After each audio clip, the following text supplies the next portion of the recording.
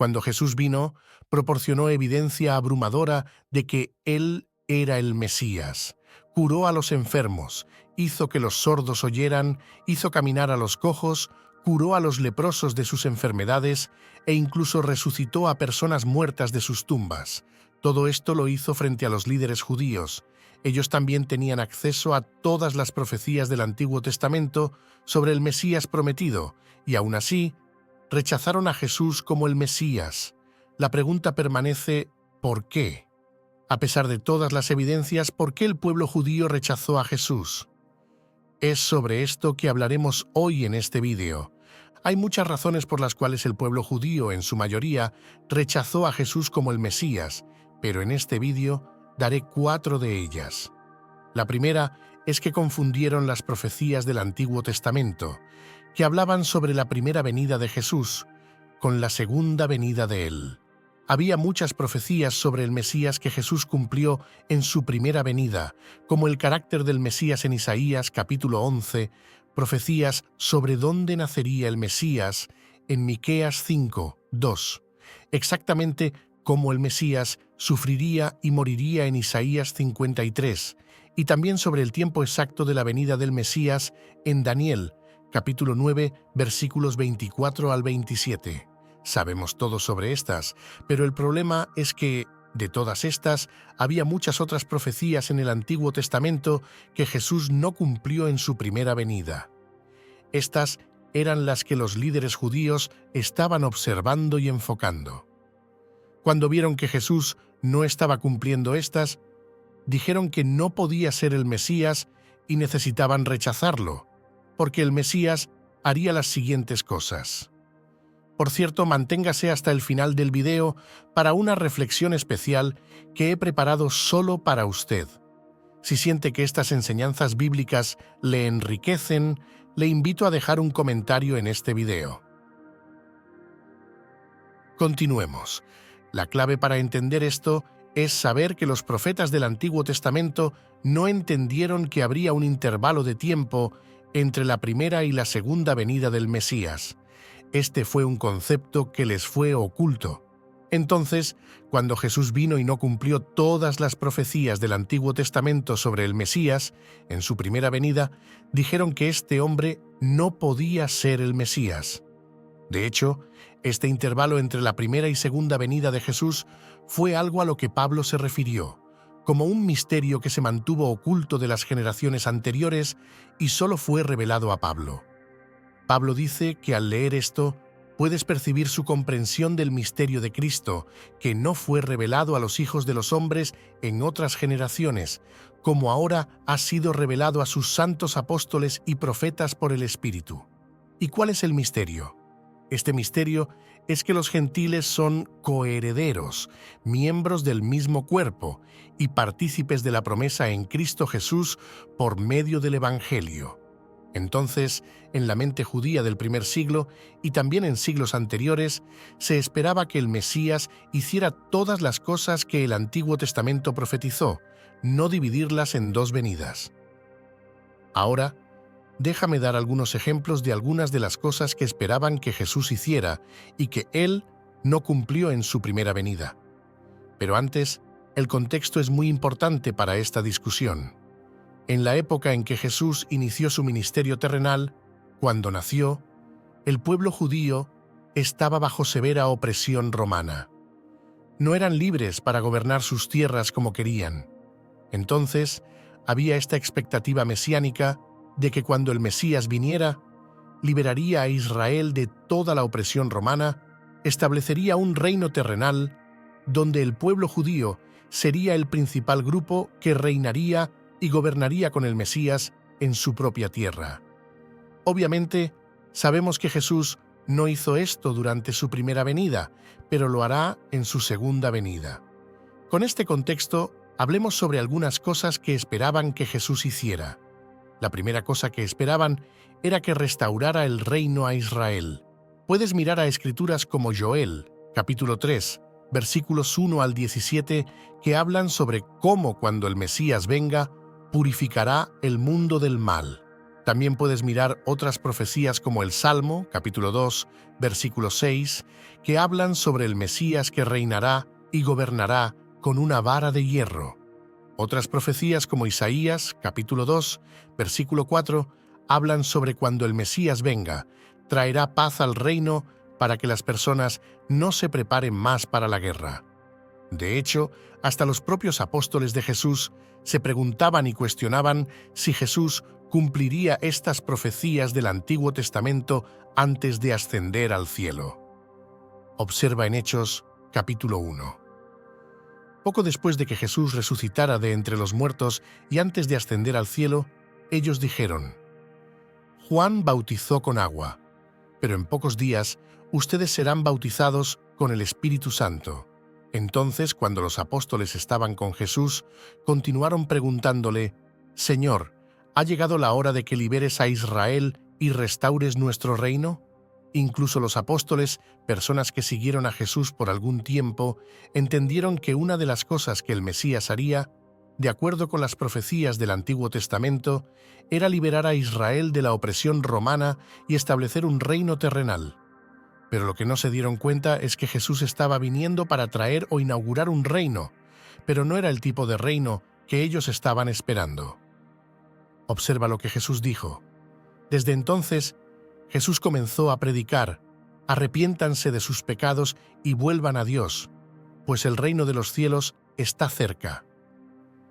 Las personas en los días de Jesús esperaban que el Mesías trajera un reino que involucrara bendiciones físicas y materiales. Y Jesús estaba diciendo: no, ustedes no están entendiendo, el reino más importante que necesito inaugurar es uno que incluye bendiciones espirituales. Por eso Jesús pasó gran parte de su ministerio terrenal enseñando sobre los principios de su reino y cómo podrías obtener estas bendiciones espirituales, no tan enfocado en las bendiciones materiales y físicas de un reino. No solo esperaban que el Mesías restaurara a Israel, sino también que regenerara la vida espiritual de Israel. En profecías como Jeremías, capítulo 31, se habla sobre la nueva alianza, donde recibirían nuevos corazones y gobernarían y obedecerían al Mesías y al Señor. Por lo tanto, debería haber alguna regeneración espiritual. Central para esta experiencia estaba el templo, pero aquí viene Jesús y predice que el templo será destruido. Por todas estas razones, los judíos estaban diciendo que este hombre no podía ser el Mesías. La segunda razón principal por la cual el pueblo judío rechazó a Jesús como el Mesías, seamos honestos, es que lo vieron como un blasfemo. En la fe judía hay una oración llamada Shema, que viene de Deuteronomio capítulo 6, versículos 4 y 5, que dice: Escucha, oh Israel, el Señor nuestro Dios, el Señor es uno. Ama al Señor tu Dios con todo tu corazón, con toda tu alma y con todas tus fuerzas. Esta oración es la afirmación central del pueblo de la fe judía, tanto que desde temprana edad esto les era enseñado y tenían que recitar esta oración por lo menos 2 veces al día en sus servicios religiosos, porque entendían desde jóvenes que Dios es uno, no hay otro Dios además de Yahvé. Adóralo y ámalo solo a Él. Y aquí viene Jesús hablando sobre adorarlo, servirlo, amarlo, honrarlo. Y ellos estaban como: no, esto va en contra de lo que me enseñaron cuando era joven. ¿Qué? ¿Dios realmente podría descender del cielo y asumir la forma de un hombre? Todo esto era demasiado para el pueblo judío. Entonces Jesús viene y hace afirmaciones como esta en Juan 8, 58. Jesús les respondió: De cierto les digo, antes que Abraham fuese, yo soy. Espera, para que Jesús sugiera que él existía antes de Abraham, ellos sabían exactamente de lo que estaba hablando. Estaba haciendo una afirmación de que era Dios, porque he existido antes de Abraham, lo que implica que tenía una existencia eterna. Pero no solo eso, cuando dijo las palabras «yo soy», entendieron que estaba reivindicando la divinidad para sí mismo, porque esas 2 palabras son lo que se llama el nombre divino en la fe judía, Yahvé. Cuando Dios le dijo a Moisés, Moisés preguntó: ¿quién debo decir que me envió? Y Dios dijo, mira, no te preocupes por eso, solo diles que Yahvé, yo soy el que soy, te envió. Entonces, cada vez que Jesús usó la palabra Yahvé para referirse a sí mismo, ellos lo veían como un blasfemo, como sabemos, porque en el versículo siguiente dice, en ese punto, ellos tomaron piedras para arrojarle, pero Jesús se escondió de ellos y dejó el templo. Mira, la blasfemia en la fe judía era punible con la muerte por lapidación. Más tarde, en el libro de Juan, Jesús dice, «El Padre y yo somos uno». Ellos sabían exactamente lo que Jesús estaba diciendo aquí, porque volviendo al Shema, donde se dice, «El Señor nuestro Dios es uno». Y ahora Jesús está diciendo, «No, el Padre y yo somos uno». Ellos lo vieron como blasfemia. Y más una vez, en el versículo siguiente, nuevamente la gente tomó piedras para matarlo. Por lo tanto, la segunda razón por la cual rechazaron a Jesús como el Mesías fue porque lo vieron como un blasfemo puro y simple. La tercera razón por la cual el pueblo judío rechazó a Jesús como el Mesías, en su mayoría, fue porque Jesús estaba desafiando algunas de sus enseñanzas religiosas y algunas de sus tradiciones religiosas. Muchos de las enseñanzas de Jesús ellos consideraban que contradecían gran parte del Antiguo Testamento. Tienes que recordar que estos rabinos estaban transmitiendo leyes del Antiguo Testamento de generación en generación. Entonces, cuando Jesús entra y comienza a desafiar algunas de sus leyes sagradas y algunas de sus tradiciones y prácticas, esto los puso inmediatamente a la defensiva, como si dijeran, ¿quién es este tipo para venir y ahora traer algún tipo de nueva ley o nuevo enseñamiento para nosotros? Deja darte un ejemplo. En Mateo, capítulo 15, dice que algunos fariseos y maestros de la ley religiosa ahora llegaron de Jerusalén para ver a Jesús. Ellos le preguntaron, «Tus discípulos desobedecen nuestra tradición secular de lavado ceremonial de las manos antes de comer». Y aquí está Jesús, una vez más, trayendo la idea de que no es tanto sobre la suciedad del exterior de las manos, sí, eso es importante, pero lo más importante es asegurarse de que sus corazones estén limpios. Por lo tanto, Jesús ahora los desafía y dice, «Ok, mira, no voy a responder a su pregunta, pero déjenme hacerles una pregunta. ¿Por qué piensan que está bien hacer un voto y prometer dar una cierta cantidad de dinero? Pero cuando sus padres necesitan ese dinero, desobedecen el mandamiento más básico de ayudar y honrar a sus padres porque dicen, ya me comprometí, ¿ese dinero para dar al sistema religioso local de ese día? Entonces, Jesús está desafiando algunas de sus prácticas y tradiciones. Jesús también está tratando de redefinir lo que significa trabajar en el día de sábado. También está diciendo que deben amar a sus enemigos y orar por ellos, lo cual era totalmente contrario a la idea del Antiguo Testamento de purgar el mal, especialmente en el contexto en el que estaban bajo opresión romana. Estas enseñanzas simplemente iban en contra de la corriente para ellos. Ahora, aquí está otra manera por la cual Jesús estaba trayendo un nuevo enseñamiento para ellos y ellos estaban como, no, este tipo no puede ser el Mesías. En Marcos capítulo 2, Jesús cura a un hombre paralítico y se observa aquí en el versículo 5. Viendo la fe de ellos, Jesús dijo al paralítico, «Hijo, tus pecados están perdonados». Inmediatamente, esto puso a los líderes religiosos a la defensiva porque estaban pensando, espera un segundo, ¿cómo puede él perdonar pecados? De hecho, ellos dicen, pero algunos de los maestros de la ley religiosa que estaban sentados allí pensaron en sus corazones, ¿qué está diciendo este hombre? Eso es blasfemia, solo Dios puede perdonar pecados. Tienes que entender que en su sistema, la forma de expiación por los pecados era a través del sacrificio, pasando por un sacerdote, trayendo el animal adecuado al sacerdote para expiar sus pecados, y también el día de la expiación, Yom Kippur. En Levítico 16, todo esto era lo que estaba prescrito en el Antiguo Testamento como la única manera de ser perdonado por los pecados. Y ahora este hombre aparece en la escena y dice, sí, puedes ser perdonado por tus pecados. ¿Por qué? Porque lo dije, porque salió de mi boca. Estaban como, ¿qué en el mundo? ¿Quién piensa que es? Entonces, cuanto más Jesús comenzó a enseñar estas cosas que eran contrarias a lo que sus líderes religiosos estaban enseñando, los líderes comenzaron a sentirse amenazados y sintieron la necesidad de controlar, porque no querían que los miembros de la fe judía comenzaran a seguir a Jesús.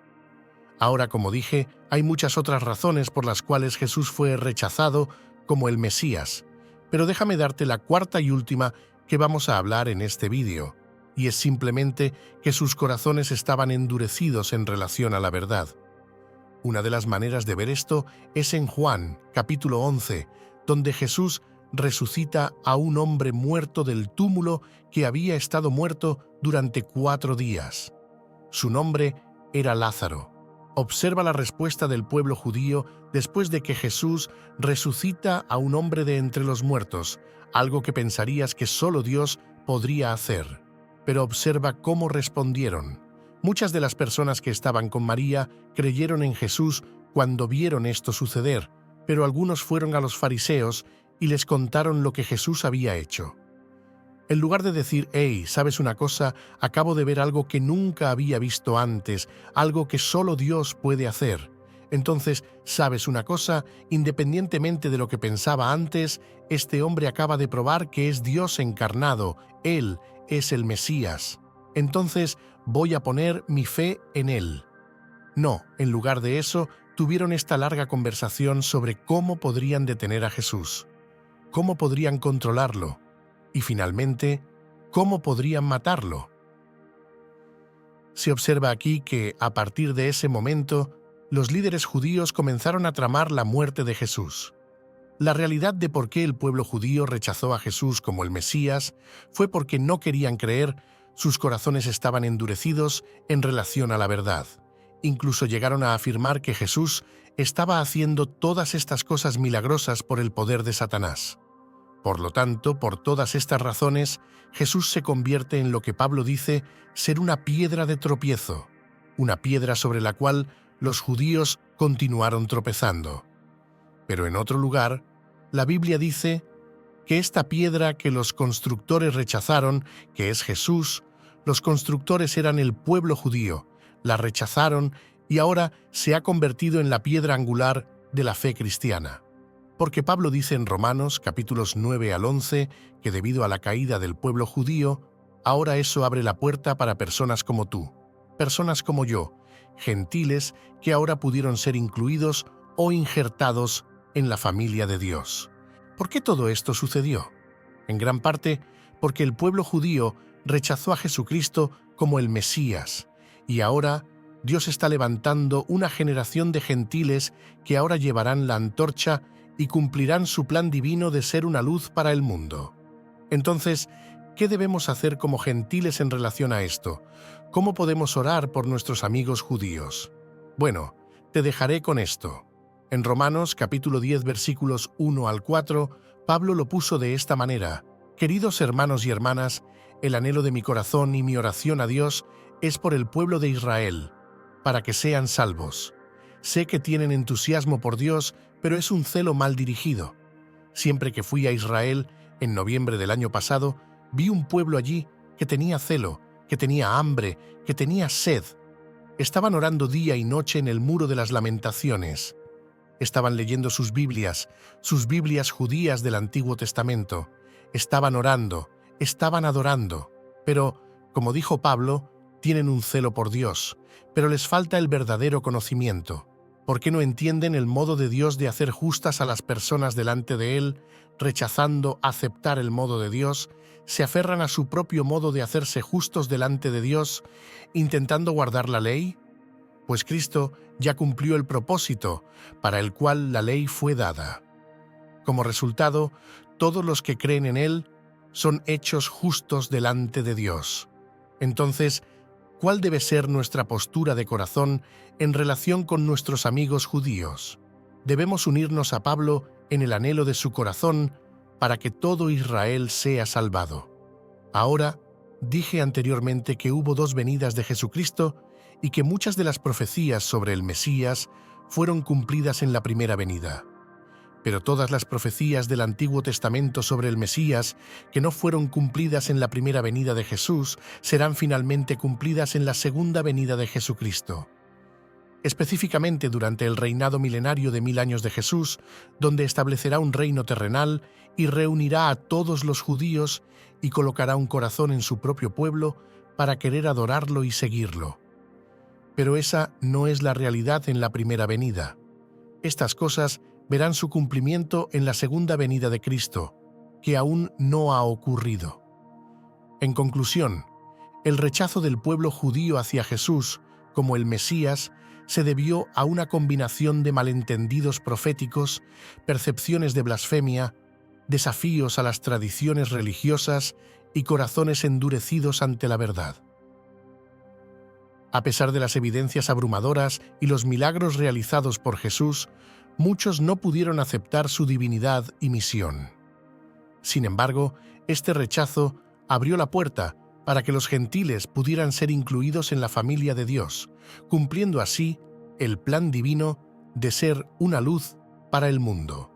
Como creyentes, debemos orar por nuestros amigos judíos y anhelar, como Pablo, que todo Israel sea salvado, entendiendo que muchas de las profecías pendientes se cumplirán en la segunda venida de Cristo.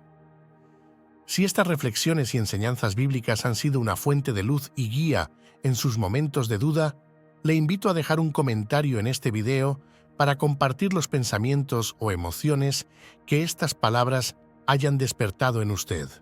Haga clic en la campanita para no perderse nuevos vídeos. Sus comentarios son el alma de nuestra comunidad, iluminando el camino para todos nosotros. Juntos sigamos adelante en este viaje de fe y esperanza. Que Dios le bendiga.